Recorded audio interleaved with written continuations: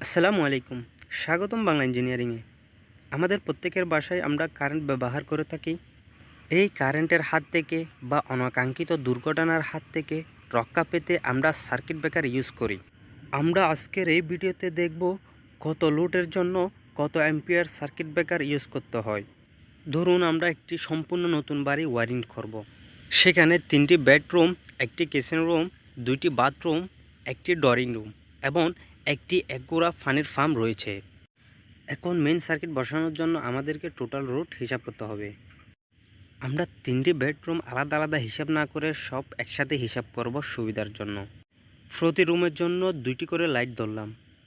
প্রতিটি লাইটের watt 30 watt করে ধরলে 6টি লাইটের ওয়াট আসে 180 ওয়াট। প্রতি রুমের জন্য একটি করে ফ্যান ধরলাম। একটি ফ্যানের ওয়াট 80 ওয়াট করে হলে 3টি ফ্যানের ওয়াট 240 ওয়াট। মোবাইল চার্জ দেওয়া বা টিভি দেখার জন্য প্রতি রুমে একটি করে 2 পিন সকেট ধরলাম। প্রতি সকেটের জন্য 50 ওয়াট করে হিসাব করলে 3টি সকেটে আসে 150 ওয়াট। এসি বা ফ্রিজ চালানোর জন্য প্রতি রুমে একটি করে 3 পিন সকেট ধরলাম। যেহেতু এগুলি পাওয়ার পয়েন্ট, প্রতি সকেটে আমরা 1000 করে হিসাব করলে 3টি সকেটে আসে 3000 ওয়াট। এখন আমাদের 3টি বেডরুমে মোট লোড আসে 3570 ওয়াট। এখন কিচেন রুমের হিসাব করব। কিচেন রুমে যেহেতু রান্নাবান্না করা হয়, সেখানে আমরা 2টি লাইট ধরব। প্রতিটি লাইটের ওয়াট 30 করে হলে 2টি লাইটের ওয়াট আসে 60 ওয়াট। একটি 3 পিন সকেট ধরলাম। যেহেতু কিচেন রুমে ওভেন বা রাইস কুকার ইউজ করা হয়, 3 পিন সকেটে আমরা 1000 ওয়াট ধরলাম। এরপর আরেকটি ফ্যান ধরলাম। ফ্যানের ওয়াট 80 ওয়াট ধরা হয়েছে। এখন আমরা টোটাল হিসাব করলে আমাদের মোট ওয়াট আসে 1140 ওয়াট। এখন 2টি বাথরুমের 2টি লাইট হিসাব করলাম।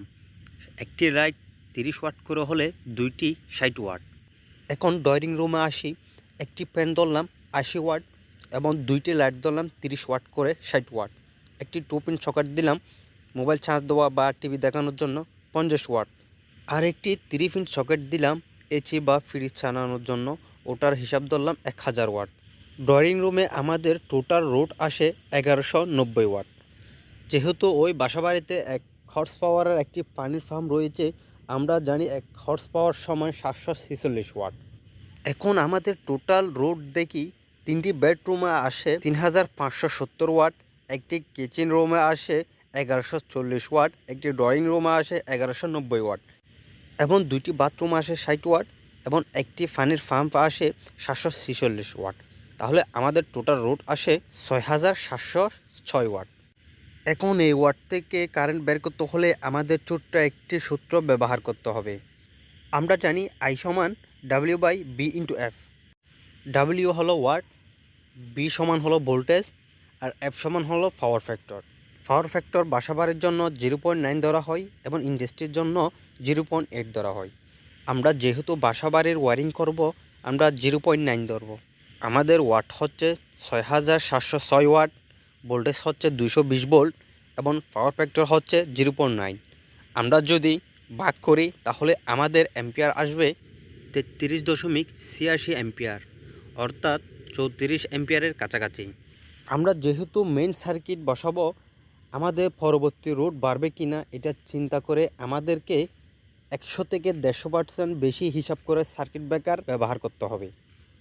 আমরা যদি 120% বেশি হিসাব করি তাহলে আমাদের অ্যাম্পিয়ার আসবে 40.63 অ্যাম্পিয়ার। বাজারে এই মানের বা এর কাছাকাছি যে সার্কিট ব্রেকার পাওয়া যাবে, এই সার্কিট ব্রেকার আমরা ব্যবহার করব। বাজারে সাধারণত 40 অ্যাম্পিয়ারের সার্কিট ব্রেকার পাওয়া যায়। আরেকটি কথা হলো, আমরা আমাদের সুবিধার্থে প্রতি রুমের জন্য একটি করে সার্কিট ব্রেকার ব্যবহার করি, যেখানে প্রতি রুমে 1000 থেকে 1500 ওয়াট পর্যন্ত হয়ে থাকে। কিন্তু ইলেকট্রিক রুলস অনুযায়ী রাইটিংয়ে 8 থেকে 1000 ওয়াট হওয়া দরকার। আর আমরা যখন মোটরের জন্য সার্কিট ব্রেকার হিসাব করব, তখন মোটরের ওয়াটের চেয়ে 2 থেকে 3 গুণ বেশি হিসাব করে সার্কিট ব্রেকার আনতে হবে। কারণ মোটর যখন স্টার্ট হয় তখন 2 থেকে 3 গুণ বেশি কারেন্ট নেয়। আশা করি আপনারা সবাই বুঝতে পেরেছেন। যদি কোনো মতামত থাকে অবশ্যই কমেন্টে জানাবেন, আর ভিডিওটি ভালো লাগলে অবশ্যই লাইক দিয়ে শেয়ার করে দিবেন। এরকম ভিডিও পেতে আমাদের চ্যানেলটি সাবস্ক্রাইব করে রাখবেন। ধন্যবাদ।